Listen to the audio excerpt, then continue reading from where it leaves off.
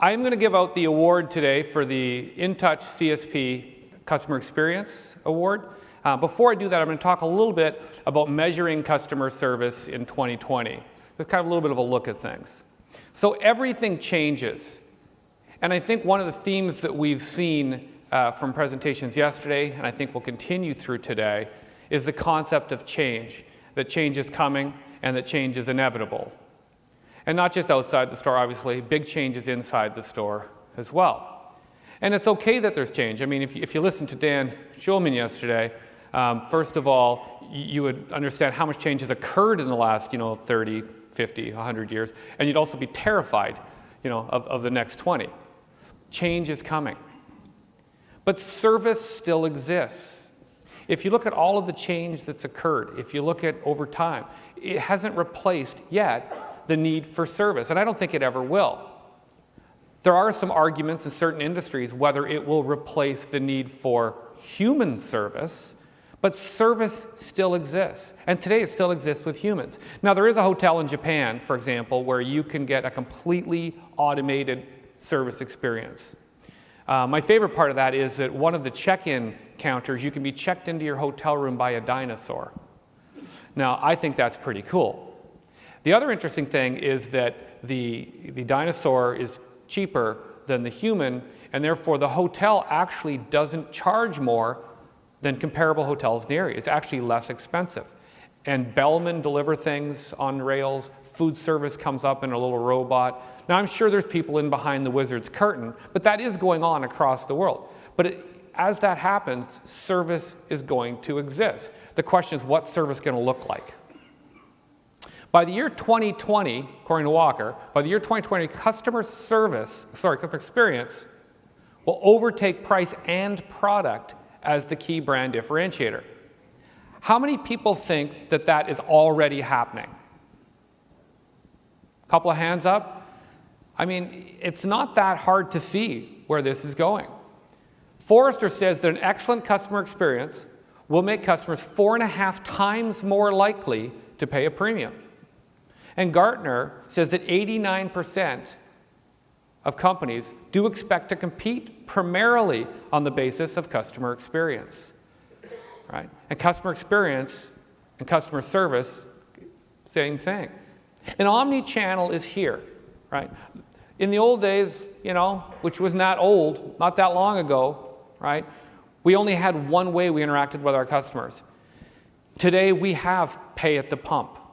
We've got kiosks, we've got touchscreens in the locations, we've got websites, we've got apps, people have phones and tablets. I also found out yesterday that soon I'm going to be able to order from the dashboard of my car. The way we interact with our customers is no longer one controllable way for our brand. It's an omni-channel experience. There's many, many ways that people interact with us, and there are ways they're going to interact with us in the future that we haven't even thought of yet, and we don't know what it's going to be. And it does affect us all, is one of the challenges I would say. I have had a number of people in this industry, when I talk about things, that are futuristic, like third-party delivery, or do I need to have my own app, and the answer I get back is, those are nice to have. They're not necessary right now. That's something that we can look at down the road. That's something that, my customers are telling me I don't really need. My customers are telling me that a convenience store is already convenient or fast enough, so I don't need to skip the line by using an app to place my order. I hear these things from people all the time. And my challenge to people is to think about, okay, that might be true, absolutely true, and the data probably says that all your marketing departments are probably right. That is true today. But the pace of change is moving so quickly, and there's so much change coming. Look at the millennials and look at Generation Z and their propensity for the online world. Convenience, the concept of convenient being convenient enough. I don't think anything's ever convenient enough for the millennials. It's going to change. And in the picture here, you see somebody shopping at a Target for groceries. What is more convenient than someone else going and picking up your stuff and bringing it to you? I mean, the reason we heard yesterday that we have all the great corners and the great land, the great real estate, a lot of that is because of the concept of the corner store, right? The idea was to get something in community, local. It was convenient. It was much more convenient than having to drive to wherever the grocery store might be and go and shop for yourself. So if you start looking at things that actually become more convenient than a convenience store, you have to start thinking about how you're going to adapt. You heard Donna yesterday mention that in grocery and mass and warehouse, third-party delivery is actually affecting visits to convenience stores. So it does affect us all. So we decided it was time for a study because, you know, that's what companies who collect data do. We do studies. We did a quick mystery shopping study, and it wasn't a big study, but we just wanted to get some directional indicators. And we took a look at third-party delivery in the QSR channel, and we took a look at proprietary mobile applications in both QSR and a few convenience applications. We only did the QSR for the third-party delivery because, in fact, we were measuring the companies that do the delivery and not the banners that were using them in terms of the study. So what did we measure for the third-party QSR? Well, we measured ease, right? Was it easy to use the app or the website? Was it easy to place your order? Was it easy to change your order? Then we measured execution, right? Was the orders delivered on time? Were they accurate? Was the temperature acceptable? Okay, just very basic things. We measured them at DoorDash, Skip the Dishes, and Uber Eats. Now you see there's a few logos of the restaurants that actually wound up being inadvertently part of the study, so to speak, of Subway, KFC, McDonald's, A&W, and Five Guys. As we know, not every banner is at every place. So you have to be a little bit careful when you're reading the data because by virtue of who you're partnered with could affect your scores. For example, Uber's with McDonald's.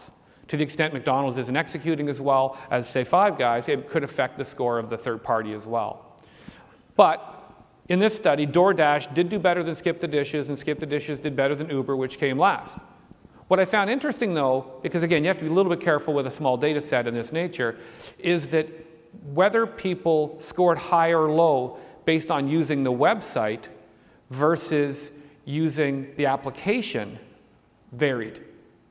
For example, Skip the Dishes actually scored higher when people ordered off the website than when people used their mobile app. Whereas the other two, people preferred, or the scores were higher when people used the mobile app. So there's a lot of variety and differences even within third party. But it was easy. It was absolutely easy, right? 100, 196. I mean, that clearly says it's easy, okay? And the food orders actually arrived at a decent temperature, at 96%. That surprised me, because to be honest, one of my hesitations, don't hit your chest if you have a mic on it. One of my hesitations in personally ordering third-party delivery is my concern about the food temperature when it gets to me. But that actually wasn't the biggest issue. But if you look at order accuracy, right, and you look at on time, I mean, those are not good results, right? Those are simply not good results. I would hypothesize that it's because what you've got here is you've got companies who are actually, logistics and fulfillment companies, right? And I would say also technology companies. They're really good at apps and websites and technology, right? They're getting very good at fulfillment and delivery. So not delivery, fulfillment and logistics, okay?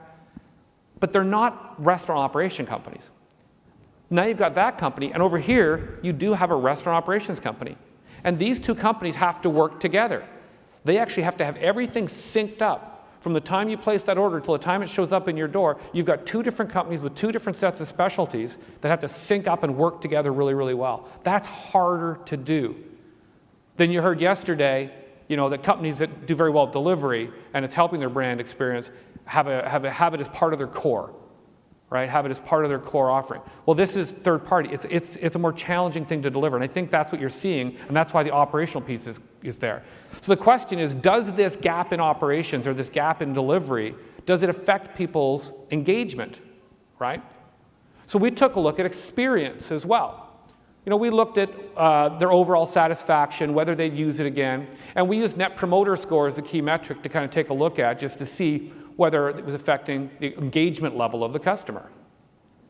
The Net Promoter Score for QSR third-party deliveries, 36% were promoters and 56% were detractors. Now, for those of you who may not spend any time in marketing and want to understand Net Promoter Score, it's a fairly standard scale. If it's done correctly, it's 11 points, going from 0 to 10. If you score a 9 or a 10, you're considered a promoter. If you score a 7 or an 8, you're considered neutral. And if you are a 6 or below, you're considered a detractor in terms of the study. Over half of the people were detractors. That's a big number. You know, I mean, I'm sure any one of you, if you learned that over half the people who had ordered from you were actually considered dissatisfied customers by standard metric, that would be a concern, right? And again, my hypothesis is that we're not hitting the brand experience that people expect, right? People there's a brand promise that we put out there. And when people come to us directly and engage with us directly, we're able to control that a little bit better, I think. And in this case, there were some real disconnects in the comments. You know, one of them's up there where people were upset because they couldn't use the same coupon code when the people came to the door that they could when they were in the restaurant. There's another comment where somebody was upset because when they were on the website of the place to order, they were offered a discount as a first-time web user, but then they couldn't get that discount because they had the third party to the delivery. So you can get disconnected experiences in this omni-channel world depending on how you're executing. Let's take a look at mobile apps for a second. So in mobile apps, we measured the same thing. We measured ease, same measurements, getting started, placing your order, changing your order. And then for execution, obviously, it was it ready on time? And also, was it correct? Was it accurate? Subway was the highest app in the QSR we looked at. Panera and Starbucks came second with their 90, and then McDonald's was the fourth. Now, we didn't measure a Domino's, for example, who are best in class. We just took a look at kind of a bit of a middle section just to see how they were doing. And there is some discrepancy. But it was easy to get started with all the apps. That came across. 2 of the 4 apps, people actually had a little bit struggle placing their order. And the same chains who had an issue with accuracy also had an issue with on time, which tells me that it's very likely they were just having operational problems, right? Remember, these are proprietary apps, so we're not measuring the use of a third-party app. This is Subway's own app that they control and that they manage, right? So odds are that if the location was having difficulty with accuracy and on time, they probably would have been having that issue if I had walked in and ordered at the counter as well. It's probably a consistent experience if there's operational issues going on at that time. And again, we checked on the experience. We wanted to know, did any of this, how did people feel about this from an overall brand experience standpoint? And the results were interesting because now you've got 60% are promoters and 25% are detractors. Before, if you remember, it was 36% promoters and 56% detractors. This is a dramatic improvement in terms of the customer engagement level. And I would hypothesize that it has a little bit to do with I control it. It's my application. It's my brand. You know, I can decide the coupons and all those other things. It's part of my experience. Whereas, and I don't have a third-party company that's involved where I can maybe create some more disconnects in the data. Then we did convenience. Now you'll notice that on the left side there's one name that I've mentioned, and that's Quick Trip. I believe that if somebody does something really great, we should name them and call them out for it because they got the best score in our study here. They had a really good score at 94.3. So congratulations, Quick Trip. Unfortunately, the other couple of convenience apps that we looked at didn't do as well, and they both fell off to the right, one of them quite significantly. 1 out of 5 people thought it wasn't easy to even get started with the convenience store application. 15% found it hard to place an order when they were on there. And you can see that the accuracy and that the on-time numbers are significantly less than we saw in the QSR. Again, if I was a glass half full guy, people might say, well, you should be saying 4 out of 5 people say it was easy to get started, right? And 85% of the people say it was easy to place my order. But here's the problem with that for me. The problem with that for me is that we wouldn't accept that number in our normal channel. If it was a normal, I'll call it normal customer experience, We wouldn't accept that. And QSR is doing it better, right? So I would challenge that that's maybe not quite good enough. And so maybe I'm a little bit glass half empty on those numbers and say we've got a little bit of room to go in terms of our experience with these things. And that's okay. I'm going to show you later that, when we did the study, that QSR and the difference between QSR and convenience as it relates to a lot of metrics, convenience is actually now past QSR and is widening the gap. Because once this industry puts its mind to something, it tends to get it done. It's incredible people, incredible resources, incredible knowledge in this industry, and it tends to get it done. My challenge is, we need to start looking at the future today so we don't have to bridge as big a gap in the future. And this kind of says the same thing from Net Promoter Score. 45% were promoters and 35% were detractors. Okay, so it's kind of in the middle, right? I mean, these numbers, though, as I said, they're not what you would accept from your own customers every day. If you had 45% promoters, less than half, and over a third were detractors, you'd be concerned in your regular business. And so you need to look at, I think, with that lens on it. Now, it is better than third-party delivery in QSR.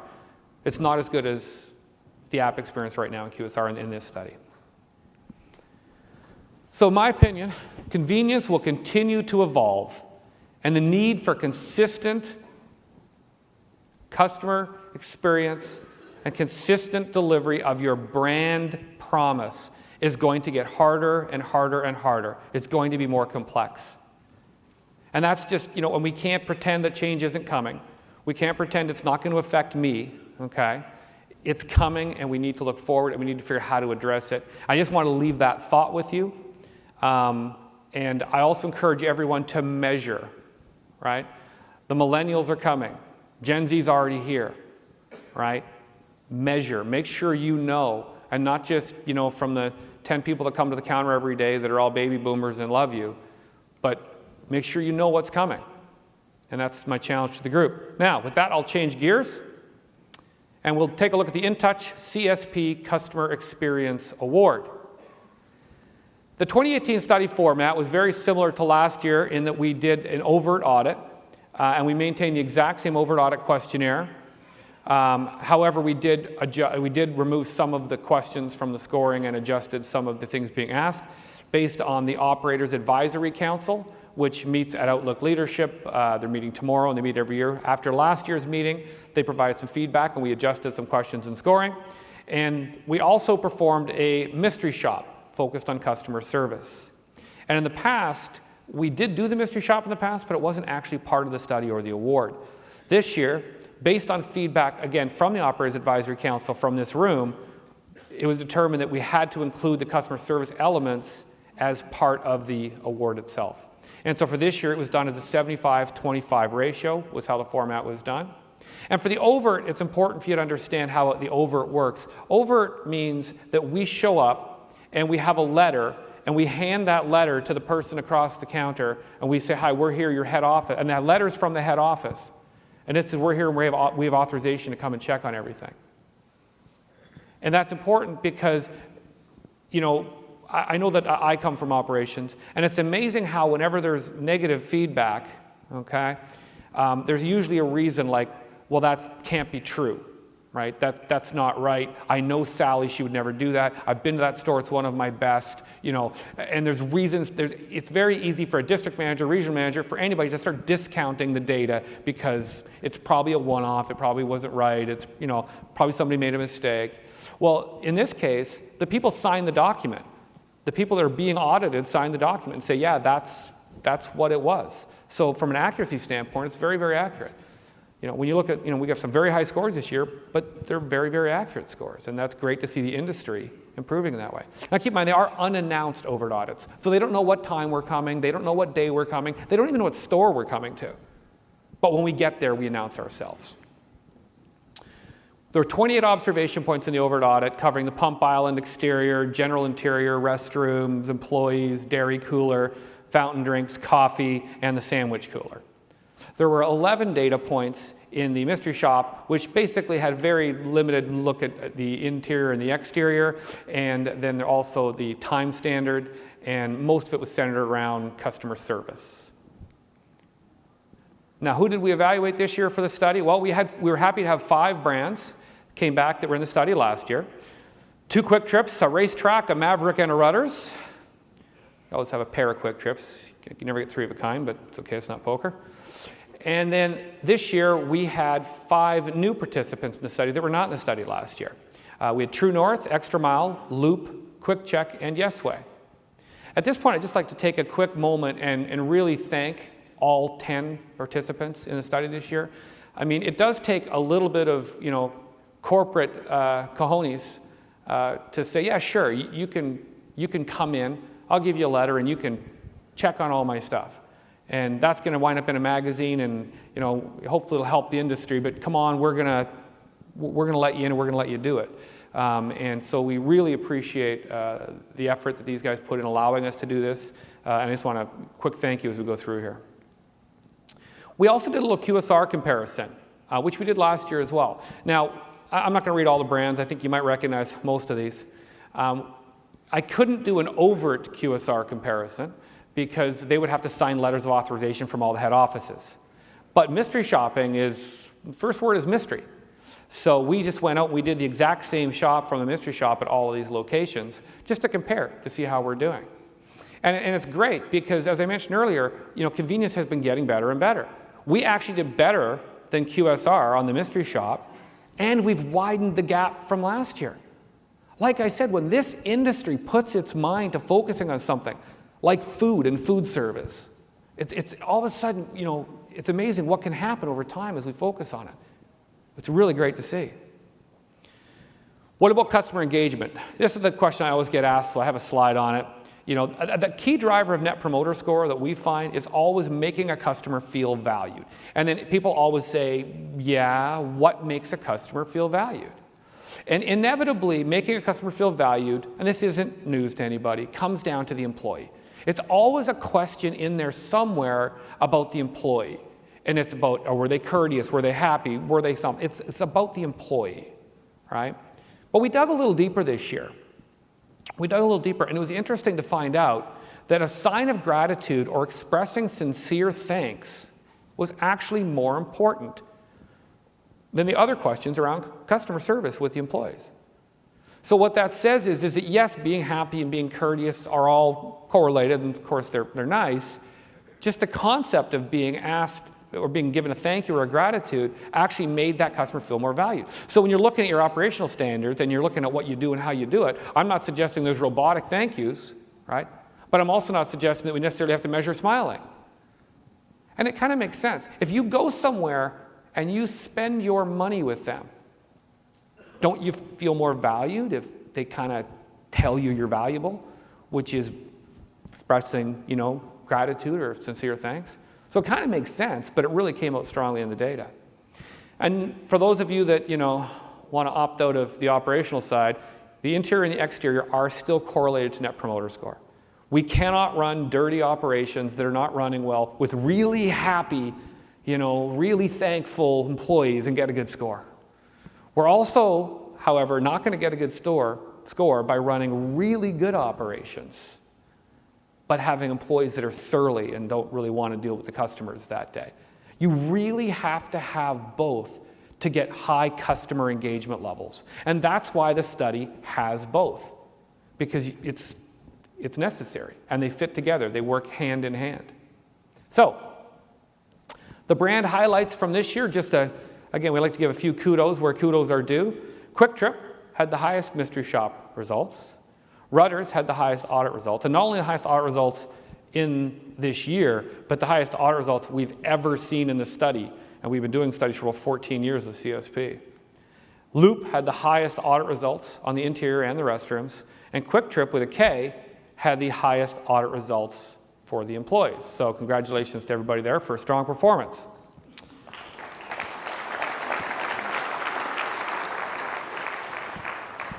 Now, this is the anticlimactic part of handing out this award.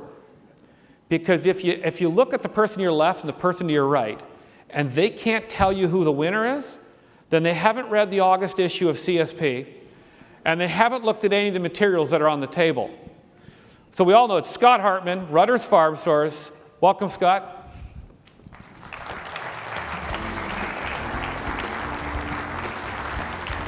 I was kind of hoping you'd have the glasses on.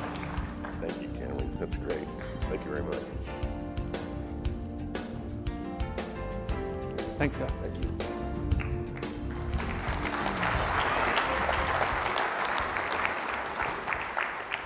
So again, thank you, Scott. Great job this year. I just want to again thank all of the participants. We look forward to participants next year. And thank you for your time, all of you, even the 2/3 that had a better time than the rest. And enjoy the rest of the day.